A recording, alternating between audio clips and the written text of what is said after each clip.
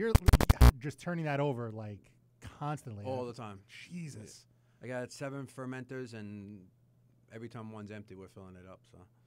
What is that like? What having that equipment to that scale, like what does that do to like your schedule? Like, because you guys have quite a few varieties. Like I think it actually helps us with the variety because when we're not sitting on a beer, like we're not making 10 barrels of one beer and have to wait for it to finish. Okay, so we're kind of cranking out one beer and then we're going to the next. So I just started double batching like one of the two of the beers that we sell to other bars or growler fill beer distributors. So I don't have I can't really double batch. I have just two fermenters, and I just put it into because we have 2 barrel bright tanks. So okay, I just put both. Got it. Okay. Fermenters in the. So you're just bright, rotating in a sense, yeah, or are you exactly. just double batching and go, double batching and go? Yeah. Well, only the beers that have accounts that for move. Double Yeah, batch, they move. Oh, of course. Yeah. Like the 135. The 135 is probably turning into our flagship. I guess it technically was our flagship in the beginning, but now it's really starting to take off. So I saw on some of the social media that you're going to local bars, and I'll bring up the little story that I had for you. I've been working at the Campaign House for over a year now. No, maybe about a year. And you guys came in, and I don't know if it was your partner or your friend. And I introduced myself. I said, "Hey, I'm Mike. I'm thinking about starting the show and whatnot." Maybe it was like 5 months ago, like December or November. And I think you were scouting out, bars to distribute to. And I said, "Oh, at Barnshed, isn't that upstate?" And you're like, "No." I said, "Oh shit, I feel like an asshole." I'm like, I thought it was so I was thinking of Tilted Barn. With the barn, and I'm like, it's got to be something else I'm thinking of because I'm constantly out there looking at what's out. And since you were relatively new, I hadn't heard that there was one open in Hicksville, and you said, no, we're 5 minutes away. I went, what? 5 minutes away? I could go. So that's maybe like 2 or 3 weeks after that is when I stopped by and I realized where it was, but could not get in because it was too late. So I do apologize for making that comment, but at the same time, we then, maybe like 3 weeks later, got the, I think the porter was the first one that Campaign the pumpkin and porter. It was delicious. Pete, one of the great porters that I've had. Nice. Yeah, and it sold. It sold heavy at first. It slowed down, and then it got heavy again, and then we went through it fairly fast. And right now, I don't know. I don't think we have the 135. We have something else. Mental Toughness. It's a session IPA. Yeah, it's a session IPA, and it's good. And that's at the end of the night when I'm drinking. That's what I'm drinking. Nice. So yeah, they're promoting and they're doing very well, and people are asking about it. And as bartenders, we're telling them where to go and where it is. And we, of course, just being from the show and supporting local breweries, we definitely want everyone to get a little piece of the pie. And there's nothing really in and around that area. And I think that's what's really nice is that most of them are out east or in Queens, so you're in the, They have little hubs, like we mentioned, in Bayshore and Farmingdale. Bayshore. Yep. And then one in Amityville opened up. But there's still nothing that, to my knowledge, right around that Hicksville, where we are right now, Levittown, middle Nassau County area. And I think it's great to have one right there. I'm pretty sure you're going to get a lot of people because they don't want to travel down to the South Shore and go into Suffolk County. Those Nassau County people hate the Suffolk County. So, yeah, that's pretty cool. So you bought the space, and you said you're in a one-barrel system still? Yeah. And so is there plans for upgrading that, and where are you going? Not right now. We'll probably maybe go another year on what we have and then see where, how fast or slow we grow from there. Sure. And you're getting repeat orders from some of the bars? Yeah, so that's a good thing. Yeah. And being a one barrel, so we're not going crazy. But we only have like 5 bar accounts. Yeah, where can people find your stuff? So we have Campaign House in Bethpage. BK Sweeney's has the 135 in Bethpage. I like that you split it out. You didn't put the same one in both. Yeah, we almost had that happen because they had the mental toughness first, and then they wanted the mental toughness, but and then we just got into Beeries, Mr. Beeries. Oh, okay, hey, Beeries. Pass them away. He used to play darts and watch. What was the cover band at the time? It was a Kiss cover band, but it wasn't like the Little Kiss. Yeah, we went to go. It was a long time ago. Never liked Kiss. But I love Beeries. Beeries is one of those places you have to visit. Once you turn 21, you got to go. we're all sorry. Hard to explain, Mr. Beers. Yeah, it really is. But it's great. It's one of those classic places on the island. Like, you just know the name, especially if you're in and around this area, Western Suffolk, Eastern Nassau County area. What other accounts do you have? And then, so we have Hempstead Turnpike. I think it's called Kegs and Cases, the beer distributor. They have a growler fill. And then Bullseye is another Smithtown beer distributor. Oh, you made it up there. Nice. Okay. And then I work in Astoria, so we have a cafe called Queen's Room. Okay. And we have an account there. They also have the 135. But I also brought another beer from the cafe. They make a cold brew. Yep. She gave me a bunch of cold brew, and I made a coffee pale ale. That's one of those styles that's it's very, very popular these days. Yeah. And now it's clear, correct? It's got the. It's not a dark. It's a pale cold. It's a pale ale, not. No, I don't mean like a.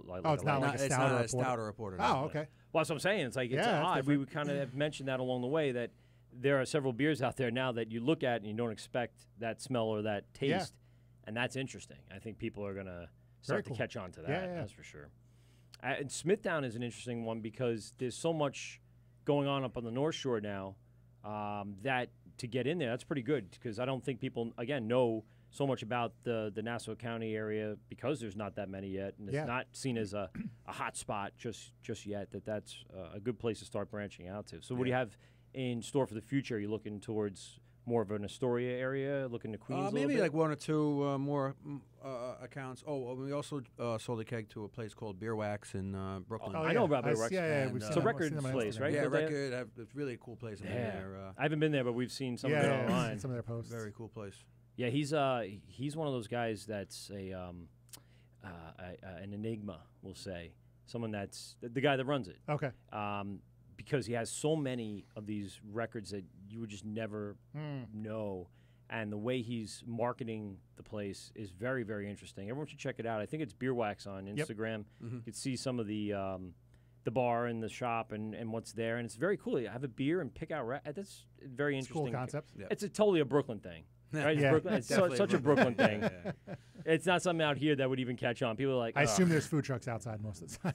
Yeah, they wouldn't sit. Well, there's probably a store right next door that you can bring food in. But speaking of food trucks, so you guys have you don't have food at the brewery per se? No, we don't. Do you have food trucks? That would coming probably in? be tough in 1,200 square feet. No, yeah, exactly. Let me put a deli. Squeeze a kitchen in there. No, we do not. We are looking for some food trucks. We haven't had one yet. Okay. So what's your tasting room hours as of right now? So we do Thursday to Sunday. Thursday night we do trivia. We open at 7 to 10 trivia. That's a hot thing. People love doing that. I think it's great. I like that. What do you get when you win trivia? It depends. Like $20 tab. That's nice. Tab hey, that's not bad. A couple beers. For some knowledge? Yeah. Take it. I have lots of use. It's not easy. You realize how much you don't know about trivia when you play trivia. Yeah, that's true. And you have or theme the pressure's trivia, on or something. like that Simpsons trivia night. And well, there's like 2 special categories every week. That's a friend actually runs it for us. So so what's trivia night this week? I don't know yet. It's always Thursday night, so I got to figure out what He's the keeping it under wraps. Yeah, so I got to figure out the category. Usually that day or the Wednesday, we throw out the 2 special categories. All right, cool. But it's been going well. People, started off slow, and then it's been getting busier and busier. It's been good. And then Friday we're open 6 to 10, Saturday 1 to 8, and Sunday 1 to 6. So it's been going pretty well. Very good. Awesome. Very cool. Now you have live bands, artists, people come in. No, not yet. Just. We do have a jukebox though, an old school CD jukebox that is a fan favorite, and we started donating half of our CD half of the money. Half of the money that comes in because you got to pay to play a song. Or right. 2 for $1, whatever it is, and half of the proceeds go to a selected charity every month or 2 months or something like that. So it's been going well. Does it make either of you feel old to consider that like a CD jukebox is like old school? I know. People are like, where's the digital one? That's considered like that's a classic because it plays CDs. I remember there was I went to go to a diner with my father in Rockville Center. I think it's the one right there on Sunrise Highway, and they used to have the independent jukeboxes. Like the booth. Yeah, they used to, but that would trigger a record, an actual record at the larger jukebox sitting in the other thing. So we'd hit the thing, and then I'd run over and I'd watch the arm come out and put the record down and spin it. There's something to say for what that is and what that brings to a child's memory.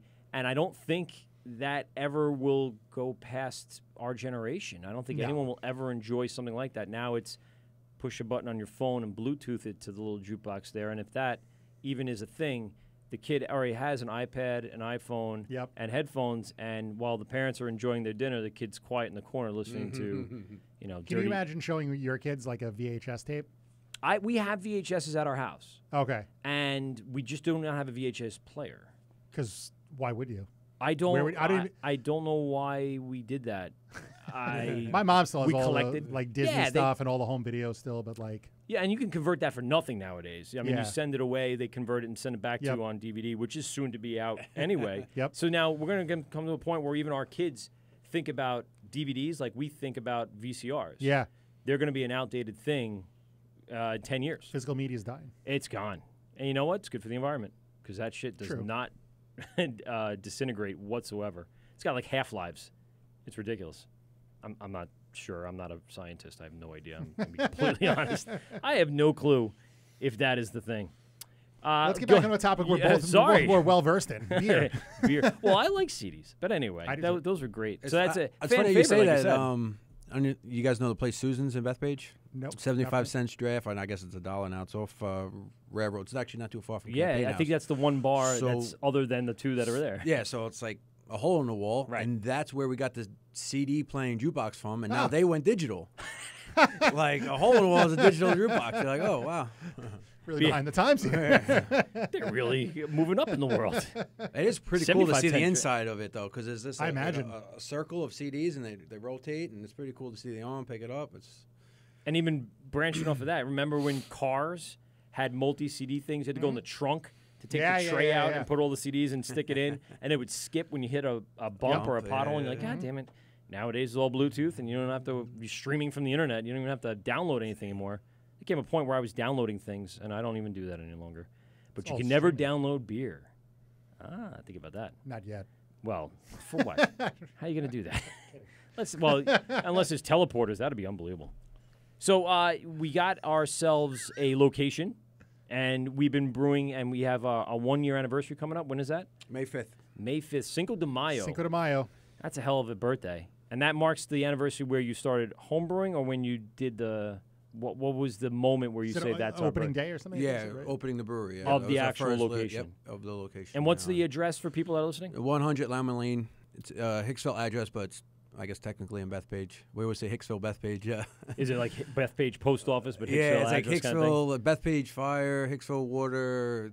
But if you look on a map, Bethpage is in Bethpage, but it's right on the border. And where what's some of the landmarks that are over there that people will be able to know if they're in the area or not? Lowe's. It's just south of Lowe's and Applebee's there on 107. On the corner is a Sloman's is across the street from us on Lamon Lane. And on the corner is a Ford dealership and a U-Haul place. And now, how close is that to the Bethpage Studios? Gold Coast? Or probably less than a mile, like right down the block. Oh, okay. Oh, wow. Okay, so it's right there. I've actually hit up Kevin James on Twitter saying Kevin James drink for free at Barnshed to see if he would ever come. He's been here a few times. Oh, really? Cool. I'll give you a quick story about that one. We, my buddies and my wife and I were coming in. We're going to see this Sunday night show where there's 7 comics, and they come out and do a couple minutes each, and then the headliner comes up. And Kevin was here before Kevin Can't Wait, scouting out comics to be on the show. So Chris Roach, who was on the show, was one of the comics that night. So my wife and I are sitting in one of the rows that you saw out there, and he's in the corner. Like, I can probably, if I got out of my seat, I could probably touch him. Thrown something at him? And I could touch him. He was very, very, very close. And I look over, and I just did a head nod. I think I was wearing a Mets shirt, and he kind of just did this one back. It was him and his agent, and, you know, they were scouting, and eventually they picked up Chris Roach, who's now Mott on the show. Chris Roach is here all the time. Great guy. And constantly is, you know, being used on the show. And a lot of the comics now, Chris Monty, Joe Starr, these guys all were Governor's favorites, and he ended up picking them all up. So he had like this little resource sitting here in Levittown. He could come. He's funny. Let's get him on the show. Yeah. He's funny. Get him on the show. So he was in here a lot, and he would come up and do surprise guest spots. There was Sunday nights where people were like, "Oh, get our normal comics," and then all of a sudden we got a special deal, you know, a surprise for you. It's Kevin James. Cool. Dude, the place would erupt. He'd do like 9 minutes, not even trying, just being him, just talking about shit. And it was unbelievable. And we saw him that night. That night he got up, and he's got up a few times. while I was here. So he's a great guy, and he really supports local business. That's why he came back here to do the show and not sitting out in North Carolina where some of the studios are, or out in Hollywood. And, yeah, he picks up a lot of local people. And he uses, as far as I heard, he uses local agents. He uses local crew and staff. So it really does support the local area. And, keep hitting him up, I think. Yeah. He'll eventually stop in there. Maybe just tell him, let's watch a Mets game and have a beer together. Yeah. Like, speaking of location, you guys were saying before, like, we're right off 107, and there's just so much over there. You got all those where the studios are now. There's so many factories back there. That's like you got business. You got a lot of businesses that we have to still tap into, Yeah, and I see a lot of people out there marketing with flyers and banners. So, that's something people would love. I'd love to have a brewery right next to my school. How great would that be? It's probably some stupid law against that. No, not just walk out of my door into the brewery. That'd be great. No, it's some stupid law. Yeah, like underage drinking on a school campus. Right, stupid laws. Right. So tell us a little bit about you. Outside of the brewer, what do you do, for a living? Because your Thursday through Sunday doesn't quite fill all your time. So tell us a little about you, Brian. Yeah, I went to SUNY Cortland for business in, what was it, like 2000? Jeez, we are old, I guess, huh? Yeah, right up there. I graduated in 2005. While I was in school, I took the fire department test in the city. Okay. And I graduated a business economics degree, and there was no jobs out there, so I took like a warehouse job. I was in that for like a year and a half, and living at home, still not making much money. And the fire department called, so I jumped ship, and it's been 10 years now. Wow. And you grew up here? Yeah, I grew up in Bethpage. In Bethpage. Yeah. So homegrown and homebrewed. Yeah, exactly. Not too far from home base. So the fire department takes up a lot of your time. You constantly. Yeah. How's the commute? Oh, it's brutal. But I mean, most of the time I'm really doing it 2 or 3 times a week, so it's not too bad. Give us of course, leaving names out. Give us a quick fire story, something crazy that happened that you were involved in. Oh man, put me on the spot here. You don't have to pick the top one. You can come down a little bit to like one of the ones you would just sit around and tell your buddies about. But like, I find it truly interesting. I'm not afraid of fire, but I don't think I ever had the drive to do that. I actually at one point thought about volunteering, but I just don't have any time. I'd love to be it, but I don't want to be the guy like, no, I can't make it out to that accident, or I can't make it out to that. It's definitely not me. I mean, I think I have the bravery to do it. I felt like it was always something there, but I just didn't have the. I don't know. I just didn't want to devote time to something I had to bail on all the time. Like bartending, I could just bail on. Not as important. I can't serve alcoholics their drinks tonight. Oh well, the world's going to go on. But I feel more obligated if there was someone in trouble or someone there. So, any great stories? The city's got to be crazy. Yeah, it is. Constantly it's pretty crazy. stuff. You see some stuff that normal people don't see. I can't really think of anything. I was kind of yeah, sorry, I didn't mean to put you on the spot. I just thought maybe if you had something on the tip of your tongue, boom. Hey, think about it. Maybe we get back to it later. The business degree definitely helped though, starting the brewery. Yeah, it's funny because when you're in school and you're like taking all these math classes, all these classes, like, what am I going to use this for? How many people use their college degrees anymore? And now it's paying attention. Oh yeah. And now I'm like, I wish I paid attention in that Excel class and how to do the formulas on Excel and all that. And how often are you at the brewery? You're almost there every day. You're not working. Yeah, so pretty much I leave the firehouse and go to the brewery. I'm usually bartending one night a weekend, and then I'm brewing the other 2, or transferring, or kegging, or doing something else. So devoted to the craft. Yeah. Oh, jeez, that takes up a lot of time. Well, thank God you don't have kids or married, because they would hate you. Yeah, really. They would hate you. I see people juggle that, and that's got to be difficult, especially if that's not your full-time job. So the full-time job plus the that's got to be ridiculous. Give us a call if anyone's out there. Give us a call, 516-465-3990, 516-513-0515. Talk to Brian from Barnshed. Brian, I got to ask you, so what is the current tap lineup right now if I were to go into the brewery tonight? It's funny that you said that. I was going to bring a menu, and I forgot one. But that's all right. Right now we have the 135. It's a pale ale. Mm-hmm. Rockin' the Oats is an oatmeal wheat. Mental toughness. Wait, oatmeal wheat? Oatmeal wheat. That's a pretty good. So number 2 is usually like a wheat beer. So in the summertime we had a Hefeweizen there, or right. Okay. So the wintertime we had an oatmeal wheat there. So when you're developing your menu, I'm sorry to keep interrupting.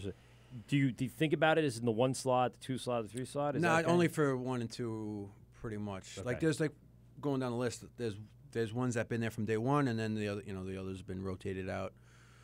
So 3 right now is the Mental Toughness, the Session IPA that we have at Campaign House right now. 4 is the cold brew pale ale I was telling you about. It's called Morning Brew. I brought that with me. 5 is a porter. 5 has been the propaganda porter from day one. 1 has been 135 pale ale since day one. 6 is Brothers Ale. It's a cream ale aged in the bourbon barrel. Yeah, we got to talk about that. That's gonna be cool. 7 was our St. Patty's Day beer. We did a dry stout, but aged that in a bourbon barrel as well. 8 we just put on probably 2 weeks ago, and we've gone through 4 kegs of it already. Is a Bethpage Blonde. It's a Belgian style blonde. Doing really well. Right up Pete's alley. You got him on that one. What else we got? 9 is State 11. State 11 is a multi-forward IPA. It's 100% New. I don't know if you guys know about the farm brew licenses. Yeah, we were talking about it for a couple of last time. So that one is 100% New York State ingredients, green and hops. And so for the other breweries on that list, you're at the 20% mark at this point? That's correct. Probably a little bit more on some of the beers. Well, yeah, I mean, that's the minimum, right? Yeah. And you can always go beyond that, obviously, if you need it for I think Sarah was telling us it goes up from so the end of next year, right? The end of beginning of 19. I think we have a year left. It goes up to 60%. That's a lot. Yeah, it's a big jump. Now, do you have to stay on for that? Yeah. So unless you change or you your have to license, get a new license, yeah, right? Exactly. Yeah. And what was that? The farm brewer's license is a lot easier to get, right? I think it's and there's a little bit more perks, a lot more tax breaks, and you're allowed to open up 5 locations under it. And Jesus. It's a good and bad. It's 5 It's good for exactly. Yeah. You have to push out a lot of beer to be able to afford the 5 locations. The one barrel system quite won't work for the 5 locations. And 10 is a lager. Oh, a lager, nice. Yeah. Cool. You still contemplating I'm 5 just trying locations? to think of any brewery I know that has 5 locations. I barely know one that has 2. Seriously. I mean, why would you? I mean, that's great. I guess they just want to leave it there in case you do Trillium expand. has 2, right? Boom. But they're both in. They're both with the Cannon. You think of something but I don't think they're not New York State, so that doesn't apply to them. Yeah, like Brooklyn or Blue Point, even those are probably the 2 biggest in New York State, and and they don't need the farm brew license. Well, neither. Yeah, true. Especially not Blue Point, but Jesus, I'm sorry, I'm just. Business-wise, it makes sense to go into the farm brewer's license, correct? Yeah. And anyone starting up probably should do that just because it's the easiest way to get started.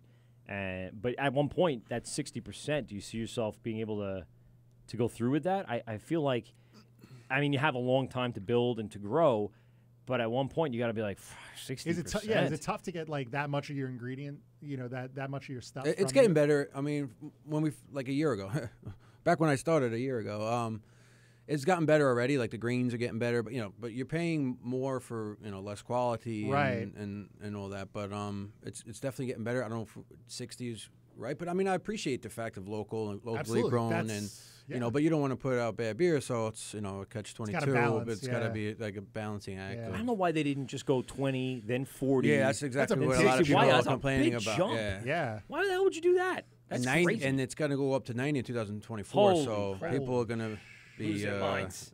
Well, get in them while you can. But there also is a dual license you can do now too. It's part farm and part. The only thing is you still need to brew 50 barrels of New York State beer. So I would hope that they're that's one of those things. Sounds good on paper. You're going to spur local business. You're going to and not just the breweries. Then but is there as much of incentive if you want to grow grain or hops?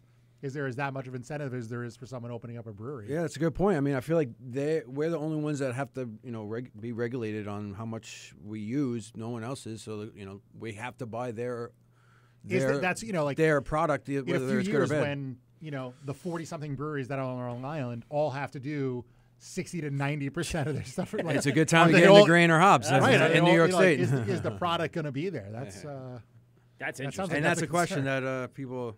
Is there going to be enough land to grow it? Yeah. I mean, that's part of the growing population in New York State. They're promoting all that business perks and the Startup New York programs. People are building in these places that probably should be farms. And is there any land to grow that amount? And are they, like you said, are they going to be regulated? to grow enough to supply the brewers And that are have they going to to have use to keep that 60%. stuff in? So if I want to open up a farm and start growing hops, am I in any way incentivized or regulated to supply hops? To Barnshed or any any other New York State breweries? Here's another scenario. We're at that point where everyone's at the 60%. All right. Now there's a shortage. Right. Are we changing policy? Are We we going to have to regulate that and drop it down? And is that going to help out? And by the way, when that 60% jumps up, you're still getting the other perks, correct? Yeah. The tax incentives and everything. So those remain. Mm-hmm. They don't change. That's not terrible. That's the carrot. Yeah. Here it is. Are you not scared? Because I see you just brought in some crowlers today, and they are made of aluminum. So are you at all worried about the tariff Trump is putting on the aluminum production? Not to get into too much politics. Yeah. As of right now, no. I mean, actually, I just got an email from the place we get our kegs from that they're not, as of right now, they're not getting affected. A lot of that's recycled. Yeah, exactly. So I'm not sure. There's something else that I probably should do some more research on, but as of right now, no. I'm getting a text. There are a couple of breweries that have multiple locations. Greenport has their Greenport location, and now their other one. Right. And Rockaway apparently has 2 different locations. Yeah, one in Long Island City and one actually in Rock. Yeah, they started in Long Island City. So that's interesting. I mean, I didn't think about Greenport's second location as a brewery, but as a location where they can open up a brew pub, have a food connected to the beer, and have a location. So I didn't think about it that way, but that's interesting. Well, I guess what I was going before was the break into the brewing community. Was that a hard transition from being a home brewer to trying to be accepted by the other people in the community? And I know you got your stuff from Steve, so obviously there was a relationship there. So how'd you kind of work your way into that and get into the? I mean, maybe at first, people are reluctant to let you in, but I mean, I feel like a lot of breweries were kind of on the same page at the same time, like starting to open up. I know you guys said you guys talked to Sarah from Brewers Collective. Their 1 year anniversary is the week yeah, after exactly. yours. So they opened in April of last year, and we opened in May, so it was right around the same time. And they've been super nice to us. So like we have like meetings, like there's all the along guild now. The guild. So we go to those meetings, and you know a few people, and then you know a few more, and it's. I'm really not that sociable, so it's a little bit different for me. So I just stand there in the corner, like twiddle my thumbs until someone says hi, hey, how are you? But it's been good, man. It's like a fun competitive environment. It's pretty cool. And I really like to sit on that guild. It's like a King Arthur and the Knights of the Round Table around there. You got to look around and go, wow. And the Blue Point guys there still? Are they still coming to the guild? I haven't seen. I think they are involved, but I haven't seen them, no. They probably just own the building that it's being held in. They're like, yes, that'll ours, and everyone has to pay to get in. That's amazing. Did you participate in the Cask Ale Fest? I did not. So, like, it's being hard a one-barrel system, right, I was we say, have it's our gonna be anniversary hard. party and we're also missing this Belmont Beer Fest on Saturday, and Tap New York. So there's a couple of things we had to kind of focus on the 1 year anniversary. Once the 1 year is passed, then we'll start doing some festivals again. That Taste of New York, right? That's what that. No, it's different. Upstate? It's Tap. There's a couple of beer competitions upstate, and they have a festival. So what's Tap New York? I'm just a beer festival upstate. That's it's just really big. Okay, all right. That's cool. I don't think I've been to that one. Question I was thinking of earlier: where do you get your bourbon barrels from? It's a good question. There's a place in my first one I got. It was a Buffalo Trace bourbon barrel, and I've used it probably 8 to 10 times now, and it's been great. Okay, that was answering my second question. So I got that. It's called a Northeast Barrel Company. They're on Instagram. I found them on Instagram and hit them up. And we'll tag them tonight and get them into the show. Yeah. And then and they specialize in selling yeah, so I assume like if you're brewing different type of bourbon, all different type of wines, right? everything. Yeah. So yeah, obviously okay. Real. Which I found out that's not necessarily the case. I mean, to call it bourbon, it's supposed to be only used once, but then you can age something else in it, right? Like a different rye or whatever. Oh, okay. But then so there's a guy that comes into the brewery all the time, and he liked this Brothers Ale that we were brewing, and he mentioned the place out in Long Island called Live Long Island Vodka, and they have bourbon barrels. So I got 2 barrels from them. So I've been using those as well. So both and places. So you can reuse that a few times. Yeah, I've used those a couple times as well. Okay. Yeah, yep. Northern American barrel, right? Yeah. Yeah, that's cool. I'm just looking at them now. They got some really nice supplies. A lot of them though are the small little on the bar kegs. barrels rather, but I'm sure they have larger supplier. And does stuff. 1 barrel of whiskey equal 1 barrel of beer? Is it the same? It's 53 or 55 gallons. So Okay. I mean, I'm only filling it up to maybe 40 or 35 or something. Oh, okay. You're leaving room for expansion. and Yeah, things like exactly. that. Yeah, that's awesome. We're gonna take a break. We're gonna regroup. We're gonna come back. We're gonna have some beer. Try some beer. That's gonna be great. What do you want to tease, Bri, before we come back? You got anything to promote besides the brewery? Any upcoming events, stuff besides your 1 year? You want to give us a little bit of information about that? You having a party? Yeah, so May 5th, Barnshed Brewery, 100 Lamon Lane, Hicksville. Yeah, we're going to have some food. We're going to have some fun and appreciate the 1 year of been opening. Awesome. All right, we'll be right back with Brian from Barnshed. This is Mike and Pete on the Wort. We are live on YouTube. Go to the Wort. It's the Wort, spelled Wort. I got to keep doing that. We got to figure that one out. Also, check us out on Instagram, The Wort Podcast. We're on Twitter. We're on Facebook. Check us out. Call us in on our next segment, 516-465-3990, and we'll get back in just a minute. GovsRadio. This is The Wort on GovsRadio.